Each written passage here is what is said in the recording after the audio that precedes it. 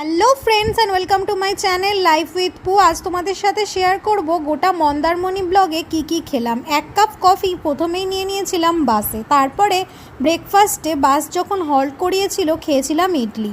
তারপরে তো আমাদের রিসর্টে এসে আজকে লাঞ্চ করেছিলাম আলু পোস্ত, প্রাণ মশালা এবং রাইস। অত্যন্ত দারুণ অথেন্টিক রান্নাবান্না ছিল এই পার্কিং বিচ রিসর্টের। আর চিংড়ির সাইজগুলো তোমাদেরকে একটু দেখিয়ে দিই, ভীষণই লোভনীয় আর ভীষণই টেম্পটিং। সন্ধেবেলায় বেরিয়ে খেয়ে নিয়েছিলাম ফুচকা। আর নেক্সট ডেতে আমরা ব্রেকফাস্টে খেয়েছিলাম, বাফেট ব্রেকফাস্ট ছিল আমাদের রিসর্টে।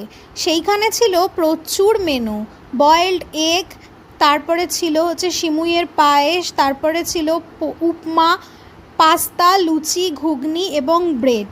তার সাথে ফ্রুটস ছিল, জুস ছিল, টি, কফি, সিরিয়াল সব কিছুই ছিল। আমার প্ল্যাটারটা তোমাদের একটু দেখিয়ে দিই। আর ডিমের অমলেট আর পোচ কিন্তু তোমরা ওনাদেরকে বলে বানিয়ে নিতে পারো। দুপুরে আমরা খেয়েছিলাম রাইস, এগ কারি এবং মাটন মশালা। অথেন্টিক দারুণ রান্না ওখানকার। সন্ধ্যাবেলা আমরা স্টার্টারে নিয়েছিলাম ফিশ ফ্রাই এবং ক্র্যাব মশালা আর সঙ্গে কফি। ক্র্যাব মশালার টেস্ট দারুণ। এইসব খেয়ে ভীষণই পেট ভর্তি থাকায় রাতে নিয়েছিলাম তন্দুরি রুটি আর চিকেন রেজালা।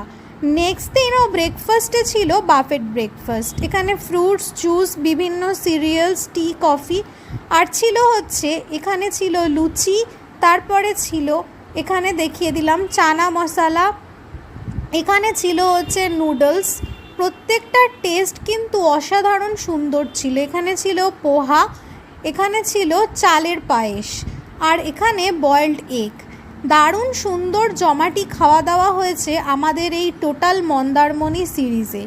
তোমরা ফুল ভিডিও দেখলে সমস্ত ডিটেলস পেয়ে যাবে। আমি রিলেটেড ভিডিওতে অবশ্যই লিংক দিয়ে দেব। আমরা বাড়ির পথ ধরেছিলাম, মন্দারমণি থেকে ফেরার সময় এই ভিডিওটা আমি করেছিলাম। আমার এই ভিডিওটা যদি ভালো লাগে তাহলে টুক করে একটা সাবস্ক্রাইব করে দিও। আজ তাহলে আসি, টাটা।